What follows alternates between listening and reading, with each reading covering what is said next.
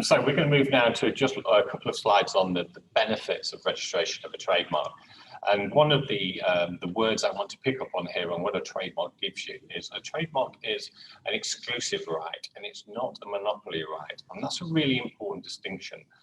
Patents, in terms of IP rights, are true monopoly rights. If you have a patent, no one can do anything that infringes, i.e. falls within that patent at all, irrespective as to whether they've come up with that idea or that process, that invention themselves.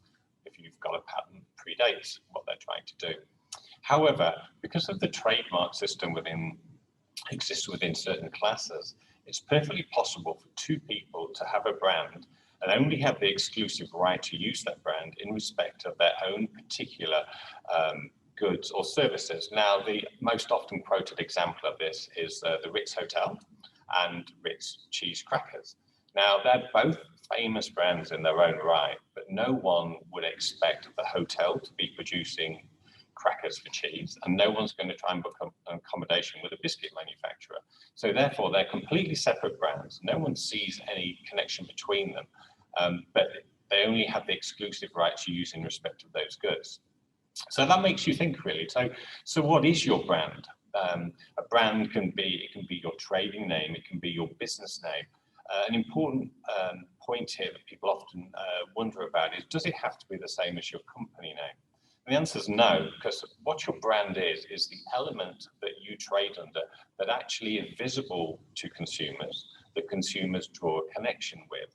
So if you think, for instance, a good example here in New Zealand, up until very recently, the two supermarket owners here, neither of them had supermarkets which were the same as the ultimate company that owned those supermarkets.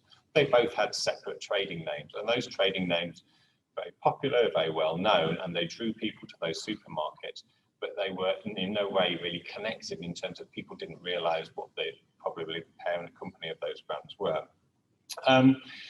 Some people, because of the advent, if you like, of the internet many years ago, and the reason I say the advent is because I'm going to use an example here from many years ago, some people actually adopted their domain name as their trademark. So if an example of when kind of internet startups were making loads of money, the lastminute.com, the hotel and accommodation provider, they actually adopted their domain name as their brand, and that's perfectly legitimate. It tells people exactly where to go on the internet to find you.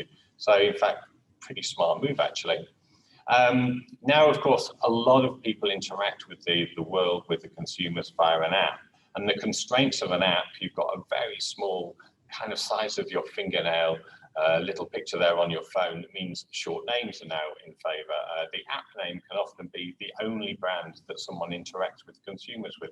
For instance, TikTok, very short name, fits within that tiny little graphic on your phone, but no one actually knows who owns that company. In terms of general awareness of who owns that, they just know it as TikTok, they know it as the app. Okay, so moving on to some other benefits of registration. Trademarks, when they're registered, ultimately sit on a publicly searchable register. So most countries around the world will have a trademark register which anyone can access. There are still some countries that don't, either for technological reasons or because English isn't the main language, so us as English speaking simply can't access it. So when you're looking to launch a product or a brand or a service, one of the first things you should do is look to see if anybody else has a trademark, has a brand which they're claiming ownership in, which is similar to yours. And of course, this publicly searchable register makes it very easy for people to do that. In fact, there's really no excuse to not do it if you're looking to brand a product or service. So what you've got there is your trademark registration acts as a very visible deterrent to people. In other words, I already own this brand in this space, so if you're thinking about coming into my space, don't use anything which is the same or similar to what I'm doing, because A, I'll be able to stop you, and B, you really want to create your own goodwill. Don't come anywhere near my goodwill, because I've spent money and time building that reputation. So ideally, when you are looking to launch a brand, you would undertake a clearance search, but that's expensive, especially if you're looking for many countries around the world. So one of the benefits of the registration process here is the individual IP officers, as part of their examination process, which they undertake in respect of all trademarks, they do that search themselves. So they will undertake a search for a brand which is the subject of an application to see if there are any same or similar marks. Now, despite the fact that most registers do that, what they do with the results of that search does differ from territory to territory.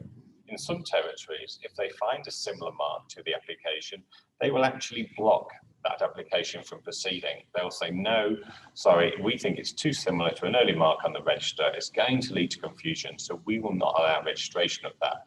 So they actually create the block by the office themselves. Other countries take a slightly different approach in that if they find a similar earlier registered right, they won't block your application going through, but they will notify the earlier rights owner. So they will say to the earlier rights owner, hey, look, you might be interested, but we've just examined this application. We think it's similar to yours. There's no obligation for you to take action against it. It's completely up to you. Now, that, of course, is pushing that cost burden down to the small or large businesses that are the prior rights owner. And then what that does is that means that if you like, the government in those countries, those IP offices, that's actually paying for a kind of a pseudo clearance search for you. So providing you have the time to file a trademark and let it go through the application process before you want to launch your goods and services, the IP office will undertake a search for you.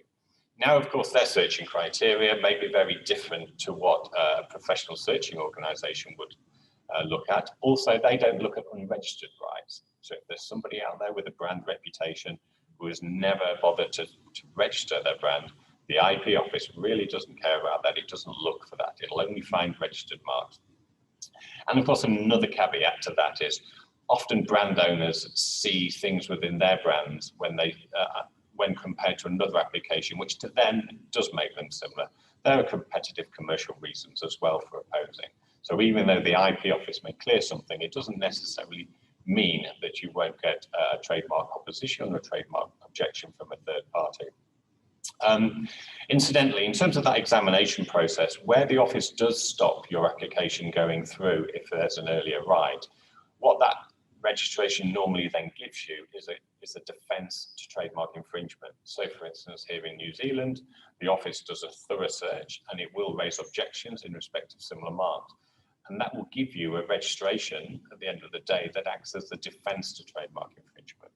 If we compare that, for instance, to the European Union, where they undertake the search but do not actually stop the application from proceeding, only warn the prior rights owner, that does not give you a defense to trademark infringement. So it's often said that a European trademark is a sword rather than a shield, i.e. you can use it to attack someone, you can use it to sue somebody for trademark infringement, but you can't use it as a defense to trademark infringement. Finally, another benefit that goes along with that trademark registration process is that all trademark registration processes, once you've gone through what the office wants to examine and look at, you get what's called an opposition window. And this is where the trademark is published in a journal. Now, of course, it's an online journal, which allows any third parties the chance to object if they see that brand as not capable of registration for any reason. They might think it doesn't function as a trademark, or they might think it's too similar to their own. But that opportunity for third parties to object, that bringing it to their attention, means that you're perhaps there also giving people the chance to object early before you actually start selling in that country or start pushing your services into that country. So again, you're kind of getting a pseudo clearance search there, which should give you some comfort as to your ability to use in that